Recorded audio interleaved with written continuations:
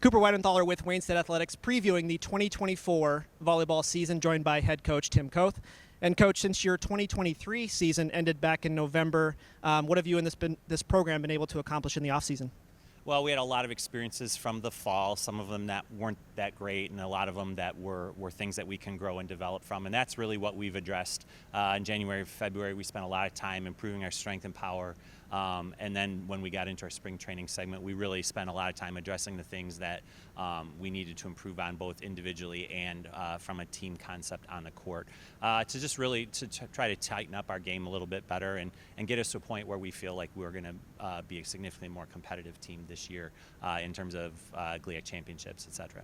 Coach, schedule-wise, you have 26 regular season matches scheduled, but the first 3 are right here inside the Math Eye.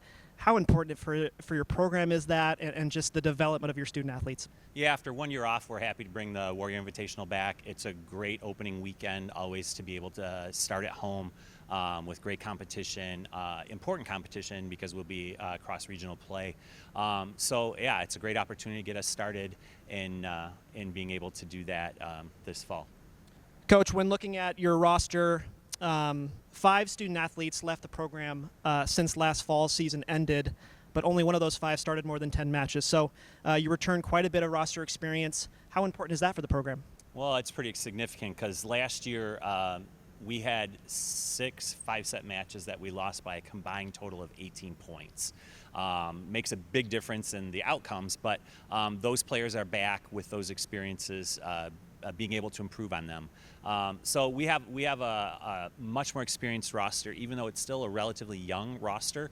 And we do anticipate that we'll be in a better place, and because of the experiences from last year, for all of our roster. I think our roster is deeper this year, gives us an opportunity to really be competitive in the gym on a daily basis at a little bit higher level, and hopefully that'll translate to more success on the court. Looking at the roster more, you bring in 4 new student athletes, one of which is a transfer out of Eastern New Mexico, Kayla Eisen. She joined the program in January, mid-semester. And then you have 3 freshmen coming in as well, Sage Martin, Nicole Dupree, and Kylie Weck. Those 4, kind of the recruiting process, what were you looking for, and what do you see from those 4 coming in? Great athleticism, great experience, and possibilities of impacting the program right away in all 4 of those players. In Ice, she brings a lot of things. We had an opportunity to work with her through the course of the winter and spring.